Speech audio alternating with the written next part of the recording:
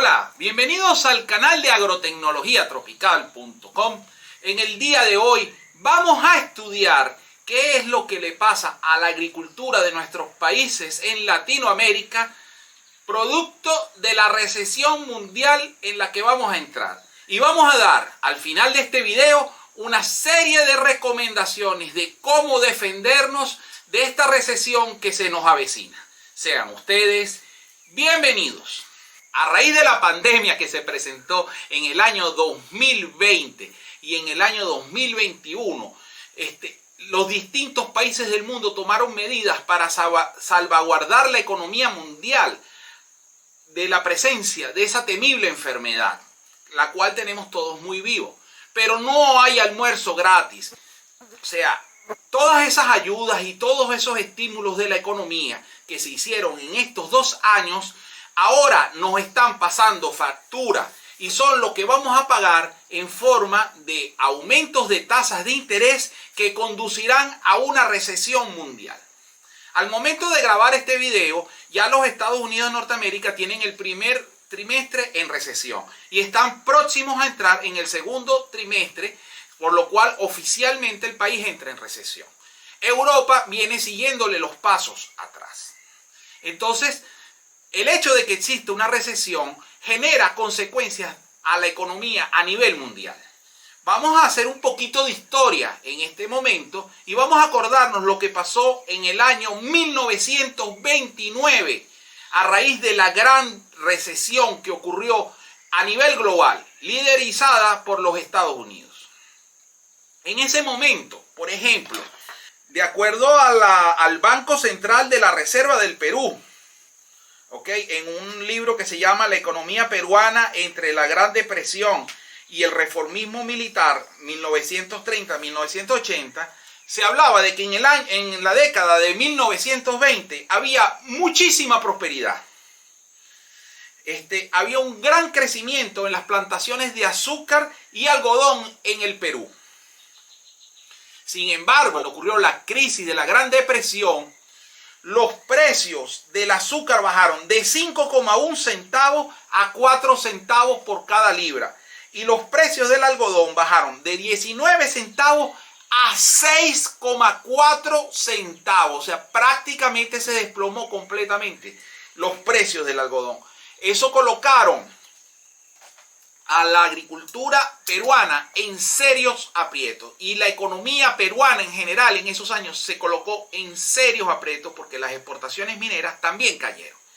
Ahora vamos a hablarle de Venezuela. En Venezuela, a inicios del siglo XX, por el año 1900 a 1920, era el primer país exportador mundial de café y cacao. No nos superaba nadie en esas producciones. Sin embargo, cuando se presentó la Gran Depresión, los precios del café y el cacao se fueron para el suelo. Y Venezuela, a diferencia de otros países que estaba teniendo ingresos por el área petrolera, no devaluó su moneda. Y eso hizo que la economía de la exportación del café y el cacao se fueran al suelo y quebraran esas economías. Desde ese entonces Venezuela pasó a convertirse en un país petrolero y dejó de ser un país agrícola. La población se movió de los campos a la ciudad. Esto tal vez es un caso extremo de lo que representó el impacto de una recesión que comenzó en otros países, que se presentó en Estados Unidos principalmente, en Europa y ahora rebotó en nuestros países latinoamericanos. Igual, si buscáramos un poco en la historia de Colombia, conseguiríamos algunos impactos. Si revisamos en la Argentina, seguro conseguimos impactos. Pero lo cierto es que la recesión viene acompañado de problemas importantes en la comercialización de los rubros a nivel internacional y a fuertes bajadas de precios en los productos que nosotros vendemos. Fíjense que el precio del algodón bajó mucho más fuerte que el precio del azúcar en el Perú, porque el algodón se usaba para confeccionar ropa que necesitaba un aparato industrial que estaba grandemente afectado por la crisis y que la gente a la hora de la chiquita prefiere comer que vestirse. El precio del café y el cacao se bajaron porque eran productos de lujo, no son productos que se necesitan para vivir, son productos que uno los utiliza para tener una mejor calidad de vida. Pero ante la caída de nuestros ingresos, realmente de la gente allá en Estados Unidos y en Europa, el consumo de café y de cacao disminuyó en gran medida. Ahora, en el siglo XXI, nosotros tenemos una producción diferente. Estamos produciendo bananos, estamos produciendo arándanos, estamos produciendo paltos o aguacates, estamos produciendo una diversidad de frutas y hortalizas, estamos exportando azúcar. Realmente los tipos de productos han cambiado, sin embargo seguimos exportando café y cacao. ¿Qué esperaríamos nosotros de esta crisis? Pues sencillamente que bajen los precios de estos productos. Ya hay reportes importantes de las disminuciones del precio del cambur, del banano, producto de la guerra que está ocurriendo entre Rusia y Ucrania, ya que Rusia era el principal cliente de Ecuador, que era el principal productor de bananos en el mundo. Entonces ellos sencillamente, al perder ese cliente, salieron a buscar clientes en otras partes del mundo y lo hicieron bajando precios. Y eso afectó, por ejemplo, a su vecino Perú, que vieron sus precios disminuidos. Ahora, el Perú está más enfocado en la producción de banano orgánico. Pero ¿qué pasó allí? Allí, para defender los precios, las empresas certificadoras se pusieron mucho más estrictas. Y donde antes habían cosas que podían hacerse la vista un poquito gorda, ahora se ponen muy estrictos, muy intransigentes. Y eso hace de que muchas personas pierdan el beneficio de la agricultura orgánica. Y eso hace que sencillamente es una forma indirecta de sacar productos del mercado, ya que toda esa gente va a ir al mercado normal, que a la larga tendrán los bajos precios que están teniendo por el mercado ecuatoriano. Entonces, ¿cómo defendernos de esta crisis? Esta crisis nos va a venir por disminuciones de precios y disminuciones de nuestras órdenes de pedido. Lo que tenemos que hacer nosotros es ser productores eficientes. Ser productor eficiente es hacer las cosas de la mejor manera posible, sin derrochar recursos. Eso es una bonita forma de decirse apretarse el cinturón. ¿Cómo nos apretamos el cinturón?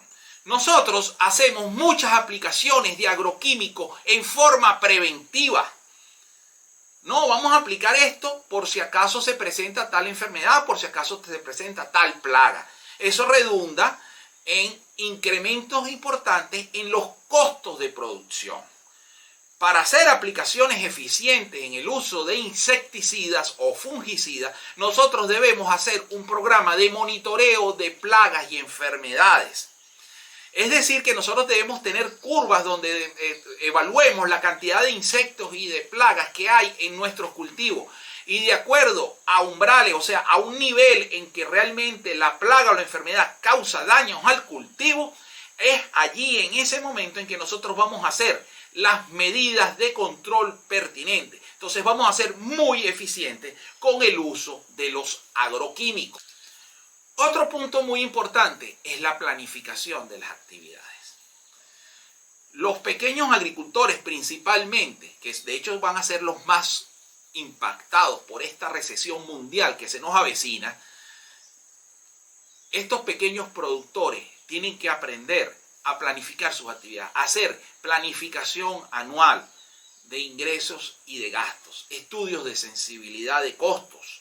Y también es importante que decidan qué cosas se pueden hacer ahorita y qué cosas se pueden posponer. De qué forma vamos a utilizar el personal para hacer las labores en el momento oportuno. Por ejemplo, hacer una poda retrasada significa gastar más recursos en la poda del determinado cultivo. Bien, eso por ejemplo en tomate lo hemos vivido nosotros muchísimo, porque en tomate de repente por retrasos en el personal o disponibilidad de personal se retrasa, y entonces en vez de cortar un brotecito de este tamaño que es muy fácil de sacar con la mano, hay que sacar un brote de este tamaño que hay que cortarlo con un cuchillo, y es una labor muchísimo más lenta. El volumen de material que hay que trasladar cuando uno saca un brote de tomate de este tamaño es muy fácil porque se saca en un tobo, en un balde. En cambio, cuando son ramas así, nosotros tenemos que agarrar y sacar cestas y cestas de material vegetal del invernadero o del campo de cultivo. Entonces, hacer la labor en el momento planificada nos va a permitir ser eficiente en el uso de los recursos, entre ellos la mano. Hay otras 3 actividades que son parte de la agricultura ecológica que puede venirse a la agricultura convencional. Una es la rotación de cultivos. Cuando uno hace cultivos alternos, las plagas de un cultivo con gran dificultad afectarán al cultivo siguiente si se hace muy bien planificado. Por ejemplo, la mosca blanca que ataca al tomate no ataca al maíz. Entonces, si nosotros después de un cultivo de tomate hacemos un cultivo de maíz, pues sencillamente estamos rompiendo el ciclo de esa plaga. Y cuando más adelante de repente hagamos un cultivo de girasol, estaremos rompiendo las plagas, ya que las plagas que atacan al maíz no atacan al girasol. Ese cambio consecutivo de cultivos hace grandes ahorros, tanto en fertilizantes como en químicos, como en recursos en general. Entonces, la rotación de cultivos es una estrategia. La asociación de cultivos, que es tener varios cultivos desarrollándose al mismo tiempo. Normalmente eso se practica en cultivos de pequeña escala. Eso también ayuda porque unos cultivos son albergue de los controladores biológicos de las plagas que afectan al otro cultivo. Producen sustancias, exudados radicales y cualquier otras cosas donde un cultivo ayuda al otro cuando el sistema de asociación de cultivos se hace en forma adecuada. Y la última es la labranza mínima. Mucha energía se gasta en la agricultura en la maquinaria que prepara las tierras. Entonces, desarrollar estrategias de labranza mínima donde nosotros el consumo de energía lo reducimos al máximo, eso nos va a permitir tener una mejor respuesta en la utilidad final. Piensen que ese insecticida, ese tractor que sacamos a preparar suelo, son costos de producción, los cuales debemos bajarlo con el uso de estas estrategias agroecológicas que nos van a ayudar a mejorar nuestra rentabilidad. El último punto que dejamos para la discusión es el uso racional de los fertilizantes. El mal uso de los fertilizantes ha llevado a su acumulación en el suelo y eso conduce a la desertificación. Eso lo hemos explicado varias veces en video en este canal. Ahora, ese fertilizante que se queda en el suelo creando problemas es un fertilizante que compramos. Sacamos dinero de nuestro bolsillo para comprarlo, para crearnos un problema nosotros mismos. Las técnicas que vamos a mencionar a continuación les van a ayudar a reducir ese dinero que nosotros estamos gastando. Nos va a permitir mantenernos rentables porque cada bolívar o cada dólar, cada sol que nosotros nos ahorremos reduciendo costos es un dinero que nos va a quedar en el bolsillo o es un dinero que nos va a ayudar a defendernos ante la presión que se va a presentar a raíz de la recesión mundial. Entonces, lo que sucede es lo siguiente. Si nosotros, por ejemplo, hacemos estudios de suelos, nosotros podemos calcular la cantidad de fertilizantes que requiere nuestro cultivo y compraremos el fertilizante adecuado para estas necesidades. Un ejemplo es que, por ejemplo, se habla de aplicar 450 kilos de fórmula completa al maíz al momento de la siembra. Pero si nosotros a raíz de los análisis de suelo detectamos que nuestros suelos tienen mucho fósforo, nosotros podemos comprar un fertilizante que tenga solo nitrógeno y potasio y nos ahorramos el fósforo de esa fórmula. Entonces, esa combinación va a ser mucho más económica que aplicar un fertilizante fórmula completa. Esos son los ahorros, porque los fosfatos ahorita están muy costosos. Igual pudiera suceder si encontramos que el potasio se encuentra en niveles muy altos o el contenido de materia orgánica está muy alto, por lo tanto hay mucho aporte de nitrógeno. Vamos balanceando. Luego es usar las fuentes correctas de fertilizantes. Por ejemplo, si nosotros para aplicar nitrógeno y potasio usamos nitrato de potasio, estamos usando un producto que 25 kilos está alrededor de $130 en este momento. Ahora, si usamos urea y sulfato de potasio, el sulfato de potasio está como en $70 y la urea está como en $30 el saco. Es mucho más económico usar una mezcla de urea y sulfato de potasio que usar nitrato de potasio para fertilizar el cultivo. Entonces, ese tipo de decisiones las podemos tomar. Todo es cuestión de calcular cuáles son las demandas del cultivo y ver con qué producto es el que económicamente es más rentable para realizarlo. Otra opción, si nuestro cultivo no lo permite, sería cambiar de sulfato de potasio a cloruro de potasio. O si hay una tolerancia intermedia, por ejemplo como el caso de los bananos, que los bananos toleran cierto nivel de cloro, pues podemos usar un 50% en forma de cloruro de potasio y otro 50% en forma de sulfato de potasio. Estamos aportando potasio mucho más económico que aplicar nitrato de potasio. Ese tipo de estudios hay que hacerlos. No limitarnos a trabajar con los fertilizantes que tradicionalmente año tras año hemos venido utilizando. Otro punto muy importante es optimizar el riego. La cantidad de agua que le echamos al cultivo tiene una importancia radical a la hora de calcular la cantidad de fertilizantes. Primero, si nosotros aplicamos agua de más, no solo estamos gastando más dinero en bombas, en mangueras, en trabajo de las personas, ¿ok? Eso cuesta plata. Pero por otro lado, si nosotros echamos mucha agua a nuestros cultivos, estamos saturando los suelos de humedad, estamos ahogando a las raíces y las raíces no van a poder absorber el fertilizante que está en el suelo. En consecuencia, necesitamos dosis más altas de fertilizantes para obtener la misma respuesta del cultivo. Entonces, aplicar agua en cantidades adecuadas nos va a permitir ahorrar dinero en fertilizantes. Está muy estrechamente relacionado el riego con el aprovechamiento de los fertilizantes. Al igual que pudiera ser, si no es el riego, si es por lluvia, la capacidad de drenaje superficial y subsuperficial del suelo. Otra técnica que nos permite ahorrar fertilizantes es la fertirrigación. La fertirrigación, con menores cantidades de fertilizantes, se cubren los requerimientos del cultivo porque se van aplicando progresivamente en la medida en que la planta va creciendo. Y entonces no se aplican grandes cantidades de fertilizante al momento de la siembra para que el suelo lo absorba, para que luego la raíz poco a poco lo va absorbiendo. En la fertirrigación nosotros vamos aplicando fertilizante en la medida que la planta lo consume y en la medida que la planta lo consume. Entonces la cantidad de fertilizante que se puede perder por lixiviación, por escorrentía superficial, se reduce drásticamente. Ahora, la fertirrigación hay que buscar productos económicos porque allí pueden conseguirse fertilizantes extremadamente costosos. Tenemos que hacer estudios de costos, estudios de sensibilidad para decidir cuál de todos esos fertilizantes es el que mejor respuesta nos va a dar económica ante esta crisis de costos. En este caso es el precio al cual vamos a vender nuestros bananos, nuestros arándanos, nuestros paltos, nuestros cafés, nuestros cacao. Y finalmente tenemos la optimización de la fertirrigación. Normalmente se consiguen recetas en los libros de fertirrigación para tomate, para aguacate, para pimentón, para cada uno de los cultivos. Pero esos análisis no consideran muchas cosas que cambian de un cultivo al otro.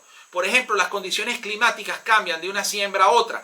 La medición de la conductividad eléctrica en el suelo cambia de un momento a otro. Entonces nosotros debemos manejar todos esos factores que afectan la fertirrigación adicional en vez de seguir una receta rígida producto de un libro o que consigamos en internet.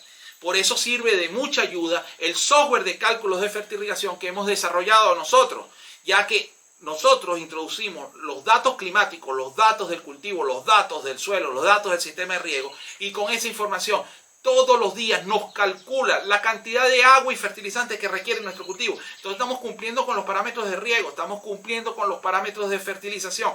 Y no solo eso, estamos considerando todas las cosas que le pueden estar pasando al cultivo. Porque el agrotécnico puede ir, visitar el cultivo, detectar problemas y hacer ajustes en el software para que recalcule la fertilización de acuerdo a lo que requiere el cultivo. Si está detectando que la conductividad eléctrica se está subiendo, puede bajar la cantidad de ciertos nutrientes. Si realizó una poda severa que bajó la cantidad de follaje, puede en un momento dado disminuir la cantidad de potasio, calcio y magnesio que reduce su consumo. Y así muchísimas cosas que pueden hacer que se ahorre muchísimo dinero en la cantidad de fertilizantes que se utilizan en los cultivos. Entonces, ya hemos visto que esa gran recesión que va a ocurrir o que ya está empezando a ocurrir a nivel mundial, que ya se ha detectado por las caídas en las bolsas de valores, de todas las materias primas, de todas las acciones que está ocurriendo. Estamos en pleno proceso. Basta que se oficialice la recesión. nosotros como agricultores debemos adelantarnos a esas situaciones y debemos trabajar en una forma eficiente para que no nos pase como le pasó a la agricultura del siglo XX, del siglo pasado, exactamente hace 100 años, ¿ok?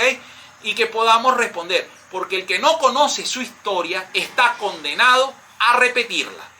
Entonces, sin más que decir, y esperando que esta información los pueda ayudar a ustedes a salir victoriosos de la recesión que se avecina, en el entendido de que los que sobreviven a la recesión después entran en una gran bonanza.